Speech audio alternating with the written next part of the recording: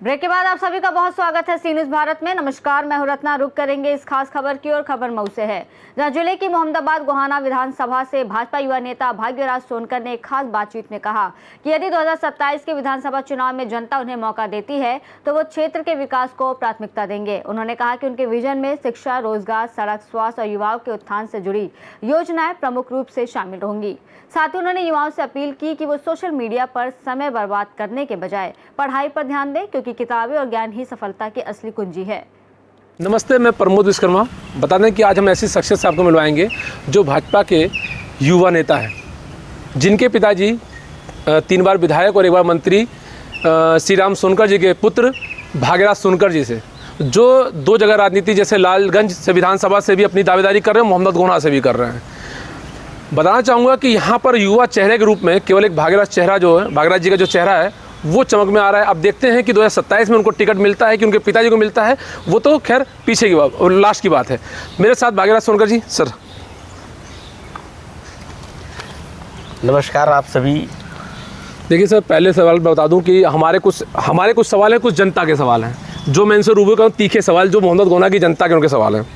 सबसे पहले मोहम्मद गोहाना विधानसभा की जनता के लिए आपका क्या संदेश है? सबसे पहले मैं आप सभी लोगों को नमस्कार करना चाहता हूं।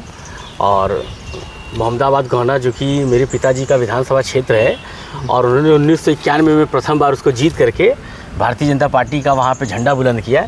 अब तब से लेके आज तक वहाँ की सक्रिय राजनीति में हम लोग लगे हुए हैं और हम लोग का निरंतर यही आशा है और दृढ़ निश्चय है कि वहाँ का विकास और वहाँ पे हमेशा शांति कायम रहे, क्योंकि हम ये नहीं चाहते हैं कि किसी भी जाति मजहब की राजनीति की जाए, किसी प्रकार का किसी को दिक्कत हो। हम ये चाहते हैं कि शांति, सुख, संवेदना बनी रहे और निरंतर हम विकास की ओर अग्रसर होते रहें। आप युवा हैं, युवा को आप किस तरीके से देखते हैं? युवा होते हुए मैं युवाओं को अपनी तरह देखता हूँ, क्योंकि हम युवाओं के ऊपर बहुत सी जिम्मेदारियाँ होती हैं, माता पिता की, घर की, परिवार की, देश के विकास में सारी हिस्सेदारियाँ आज के डेट में युवाओं की ही है। लेकिन आज तो देखा गया युवा बेरोजगार है। बिल्कुल आप देख रहे हैं युवा बेरोजगार हैं, मगर उसके लिए कहीं ना कहीं हम लोगों की ही एक कमी है कि हम लोग जो आज के युवा मोबाइल पे, रील पे जा कर के काम कर रहे हैं। देखिए, कुछ लोगों को तो रील ठीक है, वो भाई उससे अर्निंग कर रहे हैं तो उनकी तो बेरोजगारी नहीं है, मगर बाकी जो हैं जो रील सिर्फ देख रहे हैं, जो दूसरों को फॉलोअप करके आप अपना समय को गंवा रहे हैं, वो युवाओं के लिए दिक्कत है। क्योंकि देखिए, सरकार आपको इस वक्त ढेर सारे लोन के ऑप्शन दे रही है, जिससे मुख्यमंत्री उद्योग उद्यमी लोन के लिए, तो आप उस लोन को लेकर के अपना खुद का सेल्फ बिजनेस करके आगे बढ़ सकते हैं, बेरोजगारी से आप दूर हो सकते हैं। मगर न जाने क्यों युवा इस चीज़ से वंचित रह जा रहा है, ये नहीं समझ में आ रहा है। आपको अक्सर एक युवा चेहरा कहा जाता है। युवाओं के लिए अब तक आपने कौन कौन से ऐसे काम किए जिन्हें आप अपनी उपलब्धि मानते हैं? मैं युवा होते हुए युवाओं के लिए हर प्रयास संभव मदद करता हूँ। जो भी उन्होंने मुझसे कहा है, किसी ने फ़ोन किया कि भैया ये दिक्कत हो रही है मोहम्मदाबाद में या मोहम्मदाबाद के बाहर भी, तो मैं हमेशा उनके लिए सदैव तत्पर रहता हूँ। कोरोना काल में कुछ मेरे युवा साथियों ने जब कहा कि भैया ऑक्सीजन की दिक्कत हो रही है, तो उस वक्त सबसे पहले कोरोना काल में हम लोगों ने ऑक्सीजन प्लांट युवाओं की चाहते हुए सोच के लिए ही लगवाया गया था। ये सामुदायिक स्वास्थ्य केंद्र में जो लगा हुआ है। और पिताजी जब 96 में मिनिस्टर थे तो सामुदायिक स्वास्थ्य केंद्र उन्होंने ही बनवाया था जी। और 2017 से 22 में जब विधायक बने कोरोना काल में, तो ऑक्सीजन प्लांट देने को उसमें हम लोगों ने काम किया। मोहम्मदाबाद गोहाना विधानसभा की सबसे बड़ी समस्या क्या है और उसका समाधान आप किस प्रकार करना चाहते हैं? मोहम्मदाबाद की सबसे बड़ी जो समस्या है वो ये है कि वहाँ की थोड़ी बहुत जो रोडें और जैसे सरैया का जो पुल, ये एक बहुत बड़ा मुद्दा हो चुका है और एक महिला अस्पताल की ज़रूरत है मोहम्मदाबाद के अंदर। ये सबसे बड़ी दिक्कत है। और 2 ब्लॉक अपने यहाँ जो रानीपुर है और मोहम्मदाबाद, रानीपुर ब्लॉक काफ़ी बड़ा हो जाता है, तो एक ब्लॉक की और ज़रूरत है जिससे कि विकास की जो प्रगति है वो थोड़ी तेज़ी से हो सके। ये 3 मुख्य मैंने देखे हैं जो ज़रूरत है लोगों को। उसको किस प्रकार आप हल करा सकते हैं? जैसे कि अगर सत्ता में अगर आप आते हैं तो जो सरिया के पुल की आप बात कर रहे हैं, क्या उस समय हो सकता है? सरैया की पुल में थोड़ी सी हम लोगों की कमी रह गई, क्योंकि अधिकारियों ने उसकी जांच जो की थी वो पूर्णतः नहीं कर पाई। मेरे पास है उसका दस्तावेज, अभी मैं आपको दिखा भी देता हूँ। उसमें पैसा भी एस्टिमेट बन करके जा चुका है। बस अब दोबारा जब हम आएंगे तो सबसे पहले प्राथमिकता लग करके उस पुल को ही बनवाना है। अच्छा, पहली प्राथमिकता आपकी वही रहेगी? पहली प्राथमिकता उसको हम लोगों की उसी पुल की ही है, 2027 में। हाँ, 2027 में मेरे पास है उसके डॉक्यूमेंट्स पेपर के। मैं आपके कैमरे पे उसको जूम करके दिखा भी देता हूँ कि वो पुल के लिए हम लोगों ने बहुत मेहनत की थी। वो थोड़ा सा जो मिट्टी है वो काफ़ी दलदली है, जिसकी वजह से वहाँ पे पुल को बनाने के लिए जो अधिकारियों ने थोड़ी मशक्क़त तो की, मगर थोड़ी सी कमी रह गई, जिसकी वजह से वो बन नहीं पाया। मगर ये है कि अब की बार उसको मैं हर हाल में बनाने का काम करूँगा। आप इसको देख सकते हैं जूम करके। ये मतलब आपके द्वारा कराया गया जी, ये ही अब की बार आने पर सबसे पहला काम इसको हम लोग किया जाएगा, क्योंकि इसको बन जाने से भातकोल के लोगों को जो आना पड़ता है मोहम्मदाबाद से होकर जाना पड़ता है 10 किलोमीटर की दूरी, समय, डीजल, पेट्रोल जो ज़्यादा उनका नुकसान हो रहा है वो उनका बचत हो जाएगी। अब उन्हीं की नहीं सबकी बचत हो जाएगी, क्योंकि सभी लोगों को मऊ तक जाना होता है अपने कार्य के लिए, तो उन सबकी समय की भी बचत होगी और हर चीज़ की। अब 2027 में जो पहली बार जो वोट करेंगे मतदाताओं, उनके लिए आप क्या कहेंगे? मैं यही उन लोगों से कहूँगा कि आप लोग पहले सब कुछ सोच लीजिए, समझ लीजिए समाज के बारे में, उसके बाद अपने मत का अच्छे से प्रयोग करिए, क्योंकि आपके एक मत से ही सरकार बनती है और बिगड़ती है। और आप अपने हिसाब से खूब मन को अच्छे से बना करके सारी सरकारों के बारे में सोच लीजिए, उसके बाद अपने मत का अच्छे से प्रयोग करिए। आप मोहम्मदाबाद गोना विधानसभा की सब्सिडी समस्या क्या है और उसका समाधान आप, ये तो हो गया। आपके पिता इस क्षेत्र के विधायक रह चुके हैं, उनके कार्यकाल की सब्सिडी उपलब्धि और सबसे बड़ी कमी क्या मानते हैं? मैं अपने पिताजी के कार्यकाल की जितने भी कार्य हैं, एक तो देखिए मैं ये कहना चाहूँगा मोहम्मदाबाद की जनता से कि कुछ चीज़ों के लिए वो नाराज़ होते हैं। जैसे कोरोना काल में 2 साल हमने काम नहीं कर पाया और हमें पैसा भी उसके लिए कम मिला, और आज के वर्तमान विधायक जो हो रहे हैं 22 से जो लोग आए हैं उनको 25 करोड़ मिला और हमको 5.5 करोड़ मिला। अब हमने 5.5 करोड़ में जो विकास किया है और जो 25 करोड़ विकास किया है उसमें थोड़ा सा तो ज़मीन और आसमान का फ़र्क पड़ जाता है। उपलब्धि बता दीजिए, जैसे उपलब्धि में आप देखेंगे हमने ऑक्सीजन प्लांट बनवाया। आप चिड़ियाकोट पे जो जाम लगता था नहर के लिए, जो सरसेना नहर से हम लोगों ने चौड़ीकरण रोड बनवाई, जिससे जाम का निजात खत्म हो गया। आप करहा रोड से लग्गोपुर जो जा रहे रोड ख़राब थी, वो चौड़ीकरण के साथ बन गई, वहाँ पे लोगों को समस्या दूर हो गई। आप जो वलीदपुर से रामनगर मोड़ के लिए जो जा रहे हैं वो रोड बनने के बाद से लोगों को जाम से निजात मिल गया। तो काफ़ी काम हम लोगों ने किया है, मगर हाँ अगली बार जब जनता मौका देगी तो और बढ़िया काम। कमी बता दीजिए उनके 5 साल में कोई ऐसी कमी जो आपको लगता है कि हाँ पापा ने, मतलब पिताजी ने कमी करी है? कमी तो उनकी कोई भी ऐसी नहीं रही जो मुझे लगा हो कि जो उन्होंने कमी की हो। उन्होंने जनता को सदैव प्रायोरिटी दी है, और उतना तो मुझे लगता है कि वो घर परिवार के बारे में भी नहीं सोचे जितना ज़्यादा उन्होंने मोहम्मदाबाद के लिए और अदर भी जनता जो आई है उसके लिए उन्होंने जो किया है। आपके पिता इस विधानसभा का प्रतिनिधित्व कर चुके हैं, उनके कार्यकाल से आपने क्या सीखा और यदि आपको अवसर मिलता है तो क्या बदलाव करना चाहेंगे आप? मैंने उनसे देखिए सब कुछ प्रेरणा ही पाई है, क्योंकि जहाँ पे जनता सर्वोपरि हो जाए और जहाँ पे आप अपना सब कुछ भूल करके जनता की सेवा में लग जाते हैं, तो वहाँ उनसे मैंने यही सीखा है कि हमेशा जनता के लिए सदैव तत्पर रहें। जहाँ पे भी आपको जनता ने बुलाया आप वहाँ पे सदैव खड़े रहिए, उनके सुख हो या दुख हो हर चीज़ में। और यही उनकी चीज़ों को मैं भी अपने अंदर ला करके जनता की सेवा करना चाहता हूँ, सेवा भाव से उनके बीच में आना चाहता हूँ। यदि जनता आपको मौका देती है तो आपकी राजनीति आपके पिता की राजनीति में किस प्रकार अलग होगा?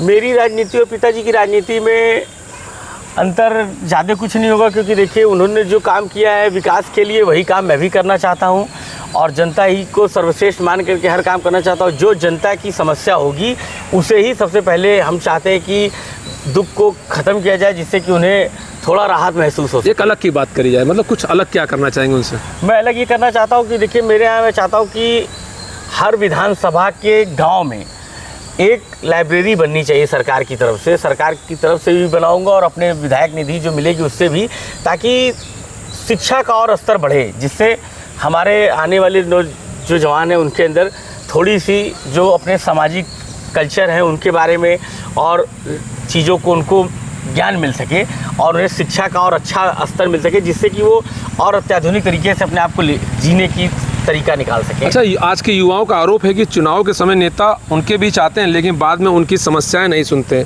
आप जनता को कैसे विश्वास दिलाएं कि आप अलग हैं? देखिए मैं तो इस चीज़ को नहीं मानता हूँ, क्योंकि अगर हम लोगों को 2022 में विधायक नहीं भी हैं तो भी आप देखिए आए दिन हम लोग क्षेत्र में रहते ही हैं, युवाओं के साथ बने रहते हैं, अपने क्षेत्र वालों के साथ बने रहते हैं, उनके सुख में उनके दुख में हमेशा आप हमें देखेंगे और हमेशा वहाँ मौजूद ही हैं। होंगे कुछ लोग ऐसे जो इस तरह का कृत्य करते हैं, फिर जनता उन्हें 5 साल के बाद उनका रिपोर्ट कार्ड तैयार कर देती है और उनको फिर वहाँ से प्रतिनिधित्व ख़त्म करके उनको घर भेज देती है। अगर रिपोर्ट कार्ड की आप बात करें कि घर भेज देती है, थोड़ा सा तीखा है, लेकिन 2022 में जब चुनाव मिला तो पिताजी को टिकट मिला, फिर टिकट कट भी गया जी। तो क्या वो कमी नहीं दिखी आपको उस समय? वो कमी हमारी ये थी कि देखिए हम जातिगत समीकरण में फंस गए, क्योंकि कोई भी पार्टी जो होती है वो सोचती है कि जातिगत समीकरण पे टिकट देती है। हमारे विधानसभा क्षेत्र में 5,000 या 6,000 हमारे समाज खटीक का वोट बैंक है, और तो हमारा टिकट जब कटा है तो इसी उद्देश्य से कटा, क्योंकि उनको ये लगा कि शायद बैजनाथ पासवान जी का टिकट कटा तो उन्होंने लगा कि पासवान हमारे 21,000 है, तो हम क्यों ना अपना कैंडिडेट बदल के पास ही कर दें, जिसकी वजह से हम जीत सकते हैं। मगर जनता ने ये दिखाया कि नहीं, जातिगत से ऊपर और समाज की जो चिंता करते हैं, जो हमारे बीच में खड़ा रहा है, उसको ही हम साथ देंगे।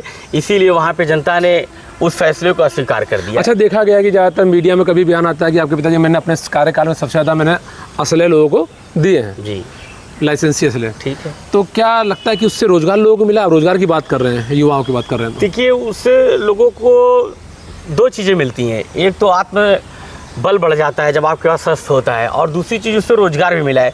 बहुत से लोग बाहर रह करके नौकरियां कर रहे हैं, जैसे किसी भी ज्वेलरी शॉप पे हैं, ATM पे हैं और बाकी चीज़ों पे हैं, तो वहाँ उसकी वजह से उनको 50,000 60,000 रुपये महीना मिलता है, जिसकी वजह से वो अपने घर का जीवन यापन करते हैं। अच्छा, आत्मबल की बात कर रहे हैं। आजकल देखा गया है कि युवाओं का अगर कट्टा मिलता तो स्टेज पर किसी भी लहराते नजर आते हैं, वैसे लहराते हैं, तो क्या वो आत्मबल की बात करते हैं आपको?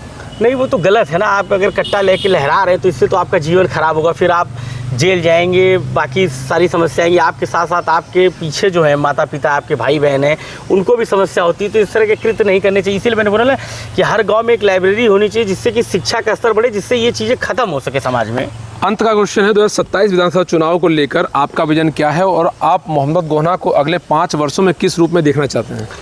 मैं देखिए, अगर मोहम्मदाबाद का हम लोग 2027 में प्रतिनिधित्व करने का मौका पाते हैं तो हमारी तरफ से जितना हो सकता है उससे कहीं ज़्यादा मेहनत करेंगे। अब की बार जो 17 से 22 में कमियां रह गई थी उसको पूरा करने के लिए, और हम चाहेंगे कि उसका विकास और अच्छे तरीके से हो, और अच्छे तरीके से वहाँ पे स्कूल कॉलेजों को हम डेवलप कर सके। जैसे सुरहुरपुर देखिए, हमने गोद लिया था विद्यालय, आप जाइएगा, मैं आपसे निवेदन करता हूँ, तो वहाँ बच्चे जो ज़मीन में बैठ के पढ़ा करते थे, तो हमने उन सब के लिए टेबल और चेयर की व्यवस्था की।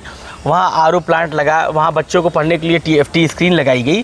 तो इसी तरह का समाधान अब की बार 170 ग्राम सभाएँ पूरे मोहम्मदाबाद में है, वहाँ पे भी ये योजना मैं बनाने की कोशिश कर रहा हूँ, और बढ़िया हॉस्पिटल की सुविधा बढ़ेगी, और जो सरैया का पुल है उसको बनाना, एक ब्लॉक बनाना, और एक जो आप देख रहे हैं खुरहट, उसको हम लोग चाहते हैं कि नगर पंचायत बने, जिससे कि विकास और तेजी से गति पकड़ सके। तो क्या लगता है कि आपके कार्यकाल में सब चीज़ें पूरी हो सकती हैं अगर आप बिल्कुल मतलब जनता आपको जीत के भेजती है? तो जनता अगर मुझे जिता के भेजती है या पिताजी को भेजती है तो हम पूरी तरह से इस पर मेहनत करेंगे और हर हाल में उसको बनाने का काम करेंगे। अच्छा, दावेदारी कौन का? जैसे आपने कहा कि पिताजी को भेजती है, मुझको भेजती है, मतलब आप भी कर रहे हैं, पिताजी भी कर रहे हैं, ऐसा? दावेदारी का मतलब ये कि देखिए, अगर पार्टी के शीर्ष नेतृत्व की बात है कि वो किसको लेके जाना चाहेंगे, युवा को बढ़ाना चाहते हैं या सीनियर को बढ़ाना चाहते हैं, अनुभवी को बढ़ाना चाहते हैं, तो इस कंडीशन में भाई उनके पास हमारे तरफ से खुला वो है कि वो जिसे चाहे उसे चुनाव मैदान में लाएं, चाहे पिताजी को लाएं, क्योंकि पिताजी के काम की वजह से एक बार जनता मुझे चुन सकती है, मगर अगर दोबारा अगर चुनेगी तो वो मेरे काम व्यवहार पे मुझे चुनेगी।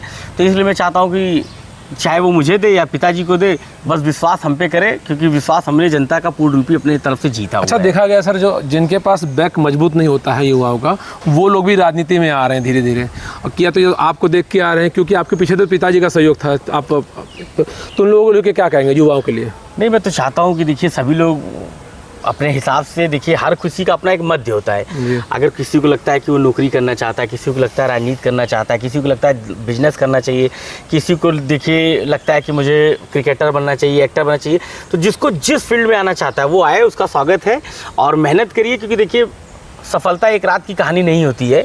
कुछ लोगों को जैसे लगता है कि भाई सफलता तो बस कल ही की, आज हुआ और कल में हो गई, ऐसा नहीं है। मेहनत करिए, मेहनत से पीछे आपको नहीं भागना है। मेहनत अगर आप करोगे तो आपको आगे बढ़ना है। क्योंकि देखिए एक छोटा सा उदाहरण बताता हूँ, बोर्ड का जब 10वीं का पेपर दो या 12वीं का दो तो सारे बच्चे एक ही टीचर से पढ़ते हैं, वही बुक होती है, सबके पास वही किताब होती है, मगर कोई बच्चा उसमें 90+ अंक पाता और कोई बच्चा वहाँ पे फेल हो जाता है। तो मेहनत की बात है, क्योंकि 90% जो पा रहा है वो मेहनत कर रहा है, तो आप भी मेहनत करिए, बस मैं ये चाहता हूँ। आप युवाओं को क्या संदेश है सर, लास्ट क्वेश्चन, युवाओं को क्या संदेश देना चाहते हैं? मैं युवाओं से यही संदेश देना चाहता हूँ कि देखिए जो अभी हमारा समय है उसमें आप लोग पहले शिक्षा लीजिए, क्योंकि शिक्षा सबसे ज़रूरी चीज़ है। जब आप शिक्षित हो जाओगे तो आपको खुद अपने फैसले लेने का अधिकार हो जाएगा, आपको खुद पता चल चुका होगा कि क्या हमें फैसला लेना है जो हमारे लिए सही और गलत है। उसके बाद क्योंकि देखिए आज के युवा थोड़ा सा मोबाइल में जो रील देख रहे हैं वो अपनी दिशा से भटके हुए हैं, क्योंकि उनको लगता है स्टंटबाजी कर लेना, अभी आपने बताया कि असलाहा लहरा लेना या गाड़ी को कस के चला लेना, ये सब चीज़ों से वो कहीं ना कहीं मन विचलित हो जा रहा है। तो इसलिए मैं चाहूँगा पूर्णतः केंद्रित अभी आप शिक्षा की ओर करिए।